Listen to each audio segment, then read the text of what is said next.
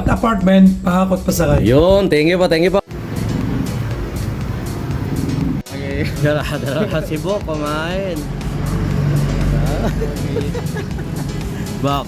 Nakakita ng magandang chiksibok at doon na nagaya sa aming kinainan. At syempre bago magpahakot pa sakay, nagbola-bola muna tayo sa mga bilisan dahil nga medyo matagal-tagal na ako hindi nakapagpapawis. At ito nagpapawis tayo sa pagkahakot.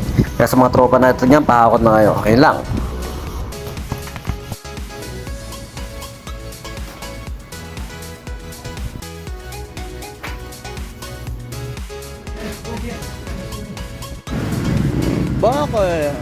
Boki, Baba Boki, light on the mix.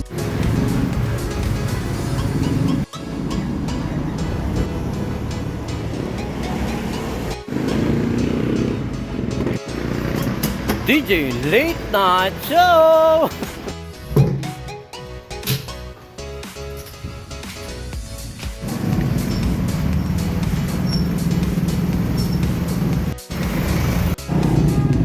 Ano? Pati dito meron tayo.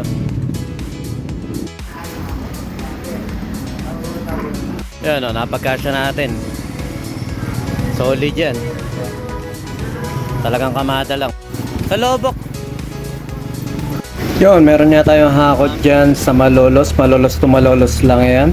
Para kala natin ito panasahan at yan isang mabilisan. At ito sinusundan natin yung tricycle nila kuya na kung saan saan nagsusot at hindi natin masundan halos. At ito na nga tayo, malapit na tayo sa pagbababa. Medyo looban at iskinita kaya medyo makipot.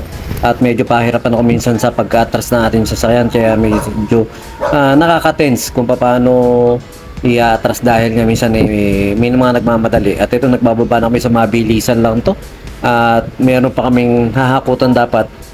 Pero sa oras kami hindi nagkakasundo. Kaya malalaan mamaya kung ano ang mangyayari. Kaya yun, maraming salamat sa mga like, nag-share, nagpa-follow ng mga videos natin dito sa Pahakot Pasakay. At maraming salamat sa mga nakapanood ng videos natin na nagpapahakot na rin. At saka syempre maraming salamat sa nakakasama natin si Bok dyan. Dapat may kasama pa ako isa, kaso nga lang medyo na-late yata ng gising hindi nakapunta. At saka yung sa natin sinasama hindi rin pwede dahil may pasok. Kaya kami dalawa na lang ni Bok. Ako na lang din ang kumuha ng buhat.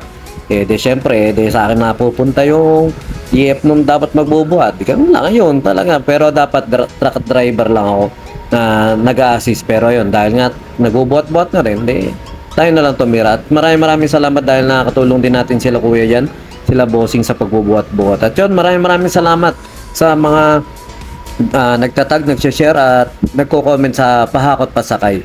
At ito lang naman na medyo mabigat yan yung rep na yan. Kahit pa paano kaya naman. May rep kami na hindi kaya ng 3 tao at ng 2 tao, kahit 4 na tao, medyo pahirapan. Kaya minsan nagpapasensya kami, inaalam namin lahat ng detalye ng gamit. At ito, kasunduan nga namin dapat ni sir dito pag masyado madaming dadagdag daw siya. Pero hindi ko na pinagdagdag dahil nga kulang kami ng tao. Ayun na lang din kung ano naging usapan namin. At ang nangyari nga dyan, minsan kasi mahirap yung kung sino lang dapat yung kausap mo, siya yung nandun. Kaso nga si sir ay wala. Pero napakabait yung usap ni sir dahil late na kami na 1 oras dahil ang usapan namin na 8. Nagising si Bok 8, nakananto ko. Halos 9 na kami dumating dyan. Pero yan naman si Bok ay masanot makakasama natin. Kaso nga lang, minsan niya, ganyan daw, nasira raw yung tulog niya. Ganyan taka ako talaga pag tumatanda. Madaling magising at saka minsan pahirapan ng matulog. Kaya yun, na-late siya ng gising. At saka ito, napakababait nung family nung nakakutan natin yan. Napakabait nila sir. At nakakwento namin mga taga-Hagonoy pala yan. Sa lugar daw nila kaya sila lamang na naglilipatan yung baha sobra-sobra na gumagabuewang na minsan. At saka ito na nga, ito lang naman yung mabibigat dyan, yung mga balikbayan box, talagang solid yan. At yun, muli maraming salamat sa inyo sa pag-avail sa Pahakot Pasakay at video lights. So yun lang, sumayin nyo ang kapayapaan. Peace be with you, God bless.